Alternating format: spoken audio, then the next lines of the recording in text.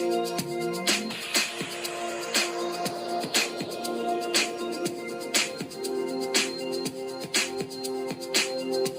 आगे बढ़ते हुए कंप्यूटर मेमोरी के बारे में जानते हैं। कंप्यूटर मेमोरी कंप्यूटर का वो हिस्सा है जहाँ की सारा डेटा और इंफॉर्मेशन स्टोर किया जाता है। जैसे कि आपका दिमाग सारी जरूरी चीजें याद रखता है, वैसे ही कंप्यूटर मेमोरी कंप्यूटर की सारी चीजें स्टोर करता है जिसे बाद में प्रोसेस किया जा सके। कंप्यूटर मेमोरी में 3 टाइप की मेमोरीज आती हैं। पहले आता है कैश मेमोरी, दूसरा प्राइमरी या फिर मेन मेमोरी और तीसरा सेकेंडरी मेमोरी। तो चलिए इन मेमोरीज के बारे में विस्तार में जानते हैं। सबसे पहले बात करते हैं कैश मेमोरी की। कैश मेमोरी को समझने के लिए चलिए एक सिंपल एनालॉजी इस्तेमाल करते हैं। मान लो आप कुछ स्पेसिफिक बुक्स पढ़ने के लिए रोज लाइब्रेरी जा रहे हैं, लेकिन हर बार लाइब्रेरी जाने में आपका बहुत सारा वक्त जाया हो रहा है, तो आप क्या करेंगे? आप वही बुक्स अपने घर पर लाकर उसकी एक शेल्फ बना देंगे, राइट? यही काम कैश मेमोरी करता है। ये एक बहुत तेज सेमीकंडक्टर मेमोरी है जो सीपीयू और मेन मेमोरी के बीच में होती है। इसमें वो डेटा और प्रोग्राम्स स्टोर होते हैं जो सीपीयू को फ्रिक्वेंटली चाहिए होते हैं। जैसे ही आप कोई प्रोग्राम चलाते हैं या कोई डेटा एक्सेस करते हैं, वो इंफॉर्मेशन टेम्पररी बेसिस पे कैश मेमोरी में स्टोर हो जाती है। कैश मेमोरी की स्पीड बहुत तेज होती है और इसमें डेटा को एक्सेस करने में बहुत कम समय लगता है कंपेयर टू मेन मेमोरी। इसका बेसिक आइडिया ये है कि जब आप कुछ यूज कर रहे होते हैं तो आप उसको अपने पास लाने में टाइम वेस्ट ना करें, बल्कि अपने पास रख कर तुरंत एक्सेस कर सके। लेकिन कैश मेमोरी के भी कुछ लिमिटेशंस हैं। सबसे पहले लिमिटेड कैपेसिटी। कैश मेमोरी की कैपेसिटी लिमिटेड होती, डेटा वो स्टोर नहीं कर पाती। दूसरा एक्सपेंसिव, इसकी कॉस्ट भी बहुत ज्यादा होती है कंपेयर टू मेन मेमोरी या सेकेंडरी मेमोरी। तो कैश मेमोरी का बेसिक काम है सीपीयू को वो डेटा जल्दी प्रोवाइड करना जो वो फ्रीक्वेंटली यूज करता है। अब दूसरे टाइप की मेमोरी की बात करते हैं जो है primary memory. Primary memory computer का वो डेटा स्टोर करती है जो प्रेजेंट में यूज हो रहा है। यानी कि अगर समझिए आपने अपना लैपटॉप या कंप्यूटर बंद कर दिया, पावर ऑफ कर दिया, तो वो सारा डेटा डिलीट हो जाएगा। प्राइमरी मेमोरी सेमीकंडक्टर डिवाइसेस से बनती है, जैसे कि इंटीग्रेटेड सर्किट्स जो सिलिकॉन बेस्ड ट्रांजिस्टर से बनते हैं।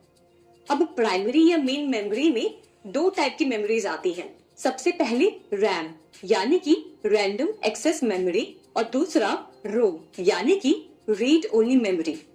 रैम एक वॉलेटाइल मेमोरी होती है, यानी कि ये बस डेटा वही स्टोर कर पाती है जो प्रेजेंट सिचुएशन में यूज हो रही है। एक बार अगर आपने अपना डिवाइस पावर ऑफ किया तो वो सारा डेटा लूज कर देती है। और रोम यानी कि रीड ओनली मेमोरी एक नॉन वॉलेटाइल मेमोरी है जो डेटा को परमानेंटली स्टोर करके रखती है। एग्जाम्पल के तौर पर फ्लैश मेमोरी, पी रोम यानी कि प्रोग्रामेबल रोम और ईपी रोम यानी कि इरेजेबल प्रोग्रामेबल रोम। डेटा और इंस्ट्रक्शंस जो प्रोसेस करने के लिए इम्पोर्टेंट हैं वो मेन मेमोरी में रहते हैं। चलिए अब रैंडम एक्सेस मेमोरी यानी कि रैम को और विस्तार में समझते हैं। रैम कंप्यूटर की वो मेमोरी है जिसे आप रीड या राइट कर सकते हैं। यहाँ यूजर इंफॉर्मेशन पढ़ने के साथ साथ लिख भी सकता है। जब कोई लोकेशन रैम में स्पेसिफाई होती है तो आप उस तक आसानी से पहुंच सकते हैं। रैम को रैंडम एक्सेस इसलिए कहा जाता है क्योंकि अगर आपको मेमोरी सेल का एड्रेस पता है तो आप सीधे उस मेमोरी सेल तक पहुंच सकते हैं। सपोज आप एक गेम खेल रहे हैं और गेम के इंस्ट्रक्शंस, ग्राफिक्स और करंट स्टेट जैसे कि आपका कैरेक्टर किस पोजीशन पे खड़ा है, सब कुछ रैम में टेम्पररी बेसिस पे स्टोर होता है। अब इसी बीच अगर समझिए कि आप कोई दूसरा एप्लीकेशन खोलते हैं, जैसे कि कोई डॉक्यूमेंट फाइल खोलते हैं, तो ये ऐप का सारा डेटा रैम में स्टोर हो जाता है, जिससे कि आप इन दोनों ऐप्स के बीच में यानी कि अपने गेम और डॉक्यूमेंट फाइल के बीच में कभी भी स्विच कर सकते हैं। लेकिन याद रखें, जब आप कंप्यूटर को बंद करते हैं यानी पावर ऑफ करते हैं तो सारा डेटा ये रैम का गायब हो जाता है। इसलिए रैम एक टेम्पररी स्टोरेज डिवाइस है जो सिर्फ करंट टास्क को ही स्टोर करता है। स्टोरेज सेल्स जो कि कई ट्रांजिस्टर से बने होते हैं वो डेटा को स्टोर कर सकते हैं। रैम के भी दो प्रकार है। पहला है डायनेमिक रैम और दूसरा है स्टैटिक रैम। डी रैम और एस रैम में फर्क है क्योंकि डी रैम को समय समय पर रिफ्रेश करना पड़ता है। एस रैम डी रैम से फास्ट और महंगा होता है। एस रैम आमतौर पर सीपीयू कैश के लिए यूज किया जाता है, जबकि डी रैम को मेन मेमोरी के लिए यूज किया जाता है। और कुछ टाइप्स के रैम्स होते हैं। ईडीओ रैम यानी कि extended data output RAM. EDO RAMs में आप किसी भी मेमोरी लोकेशन तक पहुंच सकते हैं। ये 256 इंफॉर्मेशन बाइट्स लैचेस में स्टोर करते हैं। फिर आते हैं SD RAM, synchronous data output RAM. ये रैम चिप्स उसी क्लॉक रेट का उपयोग करते हैं जो सीपीयू करता है। फिर आते हैं DDR SD RAM, double data rate SD RAM. ये रैम डेटा का ट्रांसमिशन क्लॉक के दोनों किनारों पर करते हैं। अब आगे बढ़ते हुए दूसरे टाइप की मेमोरी के बारे में बात करते हैं, जो है रोम यानी कि रीड ओनली मेमोरी। रोम एक नॉन वोलेटाइल मेमोरी है जो डेटा और इंफॉर्मेशन को परमानेंटली स्टोर करती है। पावर ऑफ हो जाने के बाद भी ये डेटा को इरेज नहीं करती है। रोम का यूज किसी भी डेटा को स्थायी रूप से स्टोर करने के लिए किया जाता है। रोम पर जो भी स्टोर्ड इंफॉर्मेशन होती है उसे बदला नहीं जा सकता, यानी कि जो भी इंफॉर्मेशन होती है वो फिक्स्ड रहती है। रोम में 3 प्रकार की मेमोरीज होती हैं। सबसे पहले पी रोम यानी कि प्रोग्रामेबल रीड ओनली मेमोरी। इसमें क्या स्टोर किया जाएगा वो एक यूजर डिसाइड करता है। यूजर्स परमानेंट प्रोग्राम्स को स्टोर कर सकते हैं। दूसरा है ईपी रोम यानी कि इरेजेबल पी रोम। ईपी रोम पर स्टोर्ड इंफॉर्मेशन को 15 मिनट में यूवी किरणों के सामने रखकर मिटाया जा सकता है। तीसरा है फ्लैश मेमोरी। फ्लैश मेमोरी एक प्रकार का नॉन वोलेटाइल स्टोरेज टेक्नोलॉजी है जो इंफॉर्मेशन को स्टोर या रिट्रीव करने के लिए इस्तेमाल होती है। इसमें डेटा को इलेक्ट्रिकली इरेज या प्रोग्राम किया जा सकता है। फ्लैश मेमोरी एक ट्रांजिस्टर मेमोरी का उपयोग करती है, जिसकी वजह से इनमें हाई पैकिंग डेंसिटी होती है और ये कम बिजली खर्च करते हैं और ज्यादा भरोसेमंद होते हैं। फ्लैश मेमोरी का यूज अक्सर portable devices, memory cards, USB drives और सॉलिड स्टेट ड्राइव्स में होता है। अब दूसरी टाइप की मेमोरी है सेकेंडरी मेमोरी। सेकेंडरी मेमोरी एक एक्सटर्नल मेमोरी होती है जिसे नॉन वोलेटाइल मेमोरी भी कहते हैं।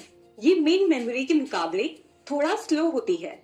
इसका इस्तेमाल डेटा और इंफॉर्मेशन को परमानेंट तौर पर स्टोर करने के लिए किया जाता है। सीपीयू सीधे इस मेमोरी को इस्तेमाल नहीं करता है, बल्कि इससे इनपुट और आउटपुट रूटीन्स के थ्रू एक्सेस करता है। सेकेंडरी मेमोरी की कंटेंट्स को सबसे पहले मेन मेमोरी में ट्रांसफर किया जाता है, फिर सीपीयू उसे यूज कर सकता है। सेकेंडरी मेमोरी की कुछ क्वालिटीज हैं। सबसे पहले ऑप्टिकल और मैग्नेटिक मेमोरी। ये ऑप्टिकल और मैग्नेटिक टेक्नोलॉजी का इस्तेमाल करते हैं। इसमें डेटा को लाइट यानी कि ऑप्टिकल या मैग्नेटिक फील्ड्स यानी कि मैग्नेट के थ्रू स्टोर किया जाता है। बैकअप मेमोरी, इसका यूज बैकअप मेमोरी के रूप में होता है। जब आप अपने इम्पोर्टेंट डेटा को सेफ रखना चाहते हैं तो इसे बैकअप के रूप में इस्तेमाल किया जाता है। परमानेंट स्टोरेज, इसमें डेटा परमानेंटली स्टोर रहते हैं, यानी कि जब भी पावर ऑफ हो तो भी डेटा लूज नहीं होता। स्लो एक्सेस, सेकेंडरी मेमोरी की एक्सेस स्पीड प्राइमरी मेमोरी के मुकाबले थोड़ी स्लो होती है। इसमें डेटा को एक्सेस करने में थोड़ा समय लगता है। लार्ज डेटा स्टोरेज, इसमें लार्ज और वॉल्यूमिनस डेटा को स्टोर करने की कैपेसिटी होती है और इसमें स्टोरेज कॉस्ट भी कम होता है। जैसे कि हार्ड डिस्क में आपको बहुत ज्यादा स्पेस मिलता है और लार्ज फाइल्स और एप्लीकेशंस आप आराम से स्टोर कर सकते हैं। अब सेकेंडरी मेमोरी में हार्ड डिस्क की बात करते हैं। ये एक डेटा स्टोरेज डिवाइस है जो डिजिटल इंफॉर्मेशन को स्टोर या प्राप्त करने के लिए इस्तेमाल होता है। इसमें एक या ज्यादा फास्ट रोटेटिंग डिस्क होते हैं जो मैग्नेटिक मटेरियल से कोटेड होते हैं। इन डिस्क को प्लेटर्स कहते हैं और इन पर मैग्नेटिक हेड्स होते हैं जो इंफॉर्मेशन को रीड और राइट करने में मदद करते हैं। ये प्लेटर्स एक मूविंग आर्म पर होती हैं। डेटा को रैंडम एक्सेस पैटर्न में ऑब्टेन किया जाता है, जिसका मतलब है कि डेटा को किसी भी ऑर्डर में एक्सेस किया जा सकता है। HDD हार्ड डिस्क ड्राइव अपने डेटा को